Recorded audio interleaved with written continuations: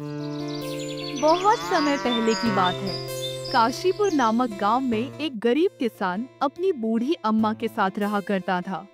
उसके पास एक छोटी सी जमीन थी जो कि बंजर हो चुकी थी। फिर भी वह दिन रात उस पर मेहनत करता था। ओ बेटा अर्जुन, तेरे लिए मैंने जमींदार से बात कर ली है। वो तुझे अपने पास काम पर रख लेंगे। तू भी जाकर उनसे एक बार बात कर ले बेटा। अब हमारे बस की बात नहीं रही। कम से कम वहां रहकर तू अपना गुजारा तो कर पाएगा। हमें तेरा बहुत ख्याल है अर्जुन, इसलिए ये कदम उठाया। जाकर बात कर ले, सब ठीक हो जाएगा। क्या अम्मा, तुमने क्यों बात की वहाँ? हम नहीं जाएंगे। हमारे खुद का खेत है तो हम दूसरों के पास क्यों काम करने जाएं? हम गरीब सही मगर खुददार हैं। हम अपनी मिट्टी में पले हैं, उसी में पसीना बहाएंगे। चाहे जितनी भी मुश्किल हो अम्मा, हम अपनी ही जमीन पर मेहनत करेंगे। किसी और की चाकरी नहीं करेंगे। अरे अर्जुन, उस बंजर जमीन में क्या उगाएगा तू? वो जमीन अब बिल्कुल बेकार हो गई है बेटा। ना उसमें नमी बची है, ना जान। तू अपनी जिंदगी यूं ही जाया कर देगा उस जमीन को संवारते संवारते। मैं जानती हूँ तेरा हौसला बड़ा है, पर बेटा हौसले से पेट नहीं भरता। तू मेरी बात मान ले। वो जमींदार कम से कम तुझे रोज की रोटी तो देगा। अपनी जिद छोड़ दे बेटा, तू थक जाएगा, पर वो जमीन कुछ नहीं देगी तुझे। अरे अम्मा, तुम बेकार में ही इतनी परेशान हो रही हो। देखना, एक दिन हम उसी जमीन से सोना निकालेंगे। सोना, ये जमीन ही हमारी सबसे बड़ी ताकत बनेगी। अर्जुन बहुत ही मेहनती और ईमानदार था। वह एक आत्मविश्वास से भरा हुआ व्यक्ति था, जिसे न हालातों से डर लगता था, न ही लोगों की बातों से। हर दिन सूरज उगने से पहले ही वह उठता, अपने खेत की ओर बढ़ता, जहाँ सिर्फ बंजर जमीन थी, लेकिन उसके सपनों की हरियाली छिपी हुई थी। उसे यकीन था कि एक दिन उसकी मिट्टी उसे जरूर जवाब देगी, सोने जैसी फसल बनकर। अर्जुन खेत में काम कर ही रहा था कि तभी वहाँ पर एक आदमी आकर बोला, अरे अर्जुन भैया, आपको भी मानना पड़ेगा, आप फिर से इस बंजर जमीन पर मेहनत कर रहे हैं। अरे श्याम भैया, अब क्या करें? जमीन हमसे ज्यादा मेहनत करवा रही है, पर क्या करें? धरती तो माँ समान होती है, जैसा वह चाहे वैसा ही करना पड़ता है। कभी सख्त हो जाती है, कभी चुपचाप सब सह लेती है, कभी बीज को छुपा लेती है तो कभी उसे जीवन दे देती है। हम तो बस उसके बच्चे हैं जो उसके हर रंग को अपनाना जानते हैं। थक तो जाते हैं भैया, पर जब मिट्टी की खुशबू आती है ना, तो सारी थकान उतर जाती है। उम्मीद है ये माँ हमें खाली हाथ नहीं लौट आएगी। बस थोड़ा और सब्र, थोड़ा और विश्वास। आप जैसा मूर्ख तो मैंने आज तक नहीं देखा भैया। क्या सोचते हो आप? दुनिया कहां से कहां पहुंच गई और आप अब भी उसी बंजर जमीन से उम्मीद लगाए बैठे हैं। जब दोपहर को अर्जुन थक हार कर घर पहुंचता है तो देखता है कि माँ बुझे हुए चूल्हे के पास चुपचाप बैठी है। क्या हुआ अम्मा, तुम ऐसे क्यों बैठी हो? खाना क्यों नहीं बनाया? क्या बात है?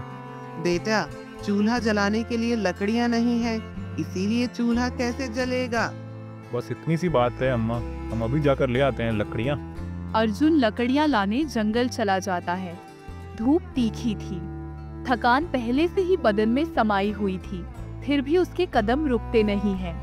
जंगल में पहुंचकर वह इधर उधर देखता है, फिर एक सूखा पेड़ चुनता है और लकड़ियां काटने लगता है।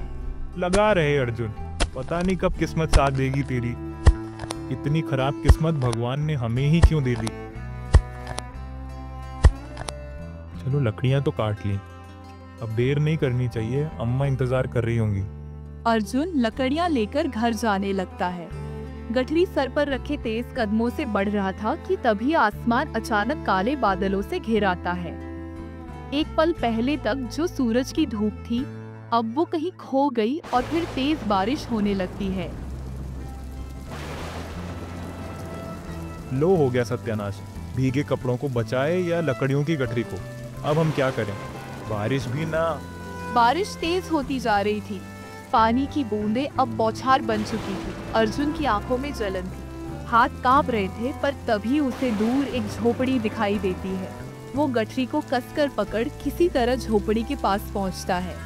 अर्जुन देखता है एक बूढ़ा व्यक्ति झोपड़ी के कोने में बैठा हुआ है।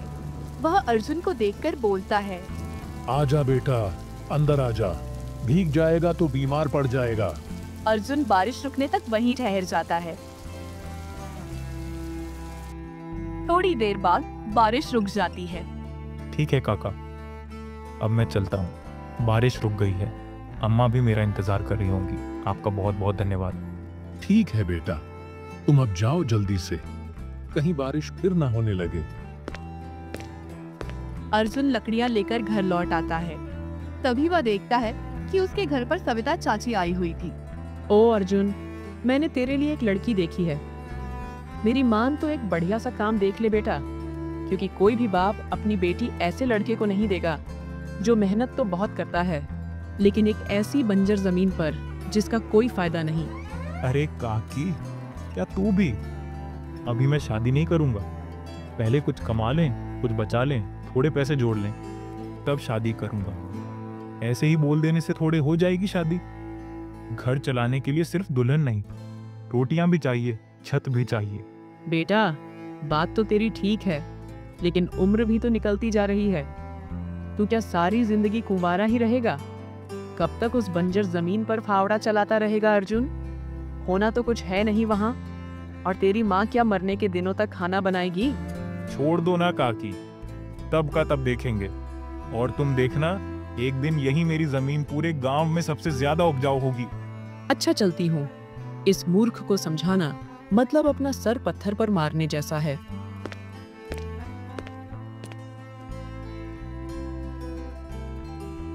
क्यों अर्जुन, तू चुप नहीं रह सकता थोड़ी देर? पता नहीं उस जमीन से तुझे क्या मिलेगा। क्यों उसके पीछे पड़ा है यूं जान देकर? ले, खाना खा ले और थोड़ा आराम कर ले। अम्मा, तुम बस बिना कुछ बोले शांति से खाना खाओ। हमारे साथ और सारी परेशानी को चूल्हे में डाल दो। अर्जुन अपनी अम्मा के साथ बैठकर खाना खाने लगा। उसके चेहरे पर दिन भर की थकान जरूर थी, लेकिन माँ के साथ बैठकर 2 निवाले लेना मानो उसके लिए दिन की सबसे बड़ी राहत थी। इस बार अर्जुन ने अपने खेतों में धान लगाए थे। वह हर दिन अपने खेतों पर जाता। हाँ, सभी के खेतों में से फसल निकल रहे हैं। हमारी ही जमीन खाली पड़ी है। कभी कभी सबसे मजबूत बीजों को निकलने में थोड़ा वक्त लगता है। अर्जुन, तू बस मेहनत करता रहे, भगवान देख रहा है। अर्जुन यह सब अपने आप से बड़बड़ा रहा ही था कि तभी श्याम आ जाता है। क्या हुआ अर्जुन भैया? जमीन सोना नहीं उगली क्या? लगता है इस बार भी आपकी जमीन बंजर ही रहेगी। वह कुल्हाड़ी उठाकर जंगल की ओर निकल पड़ा। चलते चलते वह बहुत अंदर तक जंगल में चला गया। अर्जुन ने कुल्हाड़ी उठाई और गुस्से में लकड़ियां काटने लगा, मानो हर लकड़ी में वह अपने दुख और अपमान को काट रहा हो। अर्जुन ने जब लकड़ियां बांध ली और वापस जाने के लिए मुड़ा, तो उसे एहसास हुआ वह रास्ता भूल गया है। चारों ओर एक जैसे पेड़, एक जैसी पगडंडियां दिख रही थी। उसे समझ नहीं आ रहा था कि किस तरफ जाए। अर्जुन रास्ता ढूंढते हुए आगे बढ़ते जाता है। अरे अर्जुन, लगता है तू गुस्से गुस्से में रास्ता ही भूल गया। अब तू घर कैसे जाएगा? चारों ओर घना जंगल था। पेड़ों की शाखाएं एक दूसरे में उलझी थी और जमीन पर सूखी पत्तियों की परत बिछी हुई थी। हर मोड़, हर पेड़ उसे एक जैसा लग रहा था। तभी सामने हल्की सी धुंध में से वही बूढ़ा व्यक्ति फिर दिखाई दिया। काका, आप यहाँ देखिए ना, हम रास्ता भटक गए हैं। आप हमें रास्ता बता देंगे क्या? हाँ बेटा, चलो मैं तुम्हें रास्ता दिखा देता हूँ। काका, आप यहाँ इतने घने जंगल में कैसे? बेटा, मेरा घर यहीं पास में है। मैं जवानी के दिनों से यहाँ लकड़ियां लेने आता रहा हूँ। अब बुढ़ापा आ गया है, शरीर भी साथ नहीं देता। मैंने अकेले अपनी बेटी का पालन पोषण किया। उसकी माँ तो बहुत पहले चली गई थी। मैंने उसे पढ़ाया लिखाया, लेकिन अब जब उसकी शादी की बात आती है तो कोई भी गरीब की बेटी से शादी नहीं करना चाहता बेटा।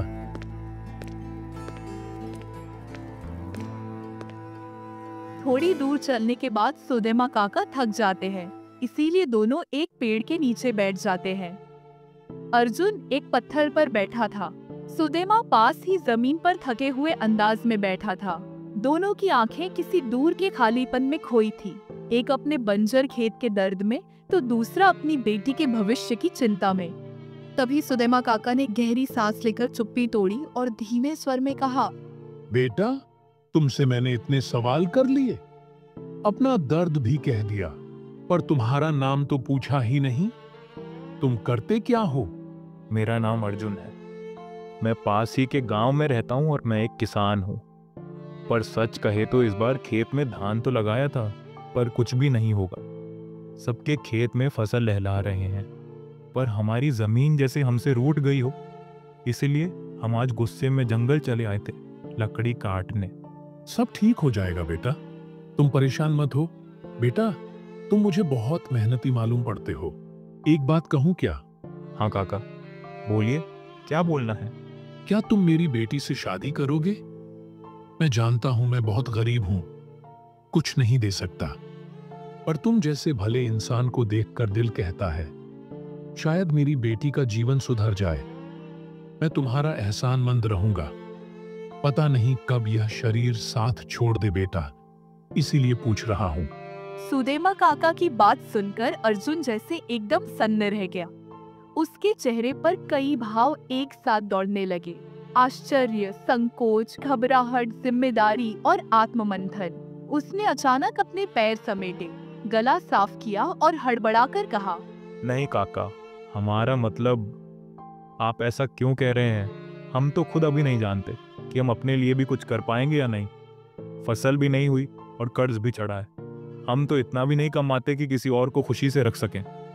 आपकी बेटी की किस्मत हमसे बेहतर लड़के के साथ जुड़नी चाहिए, किसी ऐसे से जो उसे हर खुशी दे सके, ना कि हमारे जैसे जो अभी खुद ही संभलने की कोशिश कर रहा है। आप किसी अच्छे लड़के को देखिए काका।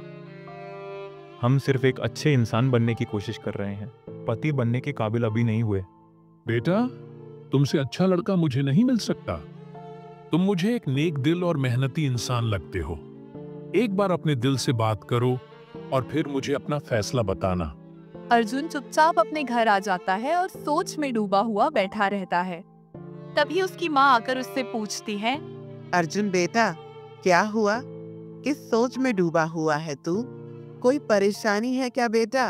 अर्जुन अपने दिल की सारी बात माँ को बताने लगता है। माँ, तुम ही बताओ, क्या हमें उस लड़की से शादी कर लेनी चाहिए? हाँ बेटा, शादी तो एक ना एक दिन होनी ही है, और अगर तू उस बुजुर्ग व्यक्ति की बेटी से शादी करता है तो इसमें कोई बुराई नहीं, बल्कि भलाई ही है। अगर तू उस लड़की से शादी करता है तो उस बूढ़े बाप का सहारा बन जाएगा। आजकल के जमाने में सब बच्चे अपने माँ बाप को छोड़ देते हैं। अगर तू किसी के पिता को सहारा दे तो वह केवल शादी नहीं, एक नेक काम भी होगा। अर्जुन और उसकी माँ सुदैमा काका की बेटी मोहिनी से मिलने जाते हैं। यह मुलाकात उनके जीवन का एक नया मोड़ बन जाती है। अरे अर्जुन बेटा, आओ आओ। बहन जी, आप भी आइए, भीतर आइए, बैठिए। यह मेरी बेटी मोहिनी है। इसकी शादी आपके बेटे से होगी तो हमारे भाग्य खुल जाएंगे। हाँ जरूर, हमें भी आपकी बेटी अच्छी लगी। हम इस रिश्ते के लिए सहमत हैं। और फिर अर्जुन और मोहिनी की सादगी भरी मगर सुंदर शादी हो जाती है। शादी के बाद अर्जुन और उसकी माँ मोहिनी को घर ले आते हैं। धीरे धीरे मोहिनी भी घर को संभाल लेती है। कुछ दिन बाद अर्जुन फिर से अपने खेत की ओर जाता है, लेकिन जब वह खेत पहुंचता है तो उसका चेहरा धीरे धीरे उतरने लगता है। अर्जुन खेत में अकेला बैठा है, मिट्टी को हाथों में लेकर सोच में डूबा है। तभी गांव का एक युवक उसके पास आता है। क्या हुआ अर्जुन भैया? अब तो इस जमीन को बख्श ही दीजिए। कितनी बार कोशिश कर ली आपने, अब तो आपकी तुलनियां भी आ गई हैं। अब तो कोई और काम ढूंढ लीजिए। अर्जुन चुप रहता है। देखिए, सबके खेत लहलहा रहे हैं और एक आप हो, अब भी इस बंजर जमीन से उम्मीद लगाए बैठे हो। इतनी मेहनत करने के बाद भी जब कुछ ना मिले तो समझदारी इसी में है कि रास्ता बदल लो। मोहिनी बेटी, जरा देख तो, दोपहर हो गई है और अर्जुन अभी तक खेत से नहीं लौटा। सुबह से गया है, कुछ खाया भी नहीं होगा। तू खाना लेकर खेत पर ही चली जा, उसे दे आ। धूप तेज है, कहीं भूखा प्यासा बैठा ना हो। जी माँ, मैं अभी जाती हूँ। अर्जुन खेत में उदास बैठा था। तभी वहाँ मोहिनी खाना लेकर पहुँचती है। सुनिए जी, खाना ले आई हूँ, माँ ने भेजा है। बोली दोपहर हो गई है, अब तक लौटा नहीं, भूखा होगा, जाकर खाना दे आ। लीजिए, खाना खा लीजिए। मैं बहुत परेशान हूँ। दिन रात एक कर दी, मिट्टी को सींचा, बीज डाले, दुआ की, फिर भी नतीजा वही। सुनी जमीन, सूने सपने। हमें समझ नहीं आ रहा आखिर क्या कमी रह गई हमारी मेहनत में। पड़ोस के खेत लहला रहे हैं, हर तरफ हरियाली है, और हमारे खेत बस बंजर, जैसे कुछ उगने से ही इनकार कर रहे हो। क्यों नहीं हमारी फसल हो रही है? क्या इस जमीन ने हमसे मुंह मोड़ लिया है, या फिर हमारी किस्मत ही रूठ गई है? हर दिन उम्मीद लेकर आते हैं और हर शाम खाली हाथ लौटते हैं, तो दिल टूटने लगा। मोहिनी आगे बढ़ती है। जैसे ही उसके पैर खेतों में पड़ते हैं, अर्जुन को एक अजीब सा एहसास होता है, मानो बंजर जमीन में कोई हल्की सी हरियाली सरकने लगी हो, जैसे हवा में एक नई खुशबू घुल गई हो, और पल भर को वह सब भूल जाता है। परेशानियाँ, सूखी मिट्टी, अधूरे सपने, उसे महसूस होता है शायद यह वही कदम है जो इस जमीन को फिर से जिंदा कर सकते हैं। कामिनी का आना सिर्फ खाना लाना नहीं था, वो उम्मीद लाई थी। चलो मोहिनी, घर चलते हैं, हम वहीं खाना खाएंगे माँ के साथ। हमारा यहाँ मन अजीब सा हो रहा है, हमें घर जाना है। इसके बाद दोनों घर वापस आ जाते हैं। तीनों एक साथ बैठकर खाना खाते हैं। अब अर्जुन भी उम्मीद छोड़ देता है। वो चुपचाप जमींदार के पास जाकर काम पकड़ लेता है। कुछ दिन बीत जाते हैं। एक दिन सुबह सुबह गांव का एक किसान रमेश हाँफता हुआ जल्दी जल्दी कदमों से अर्जुन के घर पहुंचता है। अर्जुन भाई, ओ अर्जुन भाई, कहाँ हो आप? जल्दी से बाहर आइए, बहुत बड़ी बात हो गई है। अर्जुन, उसकी माँ और मोहिनी तीनों जल्दी से बाहर आ जाते हैं। क्या हुआ रमेश, इतनी जल्दी जल्दी क्यों बोल रहे हो? सब ठीक तो है ना? अरे चलिए मेरे साथ आइए, आपको कुछ दिखाना है, बहुत खास है। अर्जुन और सभी लोग रमेश के पीछे पीछे चल पड़ते हैं। गांव की पगडंडी से होकर तेज धूप को पार करते हुए थोड़ी ही देर में वे अर्जुन के खेत के पास पहुंच जाते हैं। जैसे ही अर्जुन की नजर सामने के नजारे पर पड़ती है, वह वहीं ठिठक जाता है। उसकी आंखें फैल जाती हैं, सांसें थम जाती हैं। सामने का दृश्य एक चमत्कार से कम नहीं था। जिस जमीन ने बरसों तक एक पत्ता नहीं उगाया था, आज वहाँ नन्ही हरी कोपलें झांक रही थी। मिट्टी जैसे मुस्कुरा रही थी और हवा में ताजगी घुल गई थी। माँ, ये हमारी जमीन है, देखो ना, आखिर इसमें पौधे आ ही गए, बंजर नहीं रही, अब जिंदा हो गई है माँ। यह सब कामिनी की वजह से हुआ है। उसी दिन जब उसके पैर इस जमीन पर पड़े थे, हमें एक अजीब सा एहसास हुआ था, जैसे मिट्टी ने किसी को अपना लिया हो, जैसे किसी ने इसे फिर से जगा दिया हो। और देखो माँ, आज उसी जमीन से पौधे निकल आए हैं, इनसे। हाँ बेटा, आखिर तुम्हारी मेहनत रंग लाई। वाह भाई अर्जुन, तुम्हारी मेहनत ने तो अपना रंग दिखा ही दिया। कुछ दिनों बाद वो जमीन जो कभी बंजर कहलाती थी, अब पूरे गांव में सबसे ज्यादा धान उगाने वाली जमीन बन जाती है। अर्जुन के खेत लहलहा उठते हैं, हरी भरी बालियों से भरे खेत, हर कोने से जैसे कोई गीत गा रहे हो। मेहनत कभी खाली नहीं जाती। विश्वास अगर सच्चा हो तो मिट्टी भी सोना बन जाती है। गांव के लोग अब अर्जुन की मिसाल देने लगे। देखो कैसी जमीन थी उसकी, कभी भी उस जमीन पर फसल नहीं हुई थी, और अब देखो सबसे ज्यादा धान उसी के खेत में है। दाद देनी पड़ेगी अर्जुन की मेहनत को, उसने उस पर काम करना नहीं छोड़ा। तो दोस्तों, कैसी लगी आपको यह कहानी? कमेंट बॉक्स में जरूर बताना, और हाँ, चैनल को भी जरूर सब्सक्राइब कर लेना। धन्यवाद।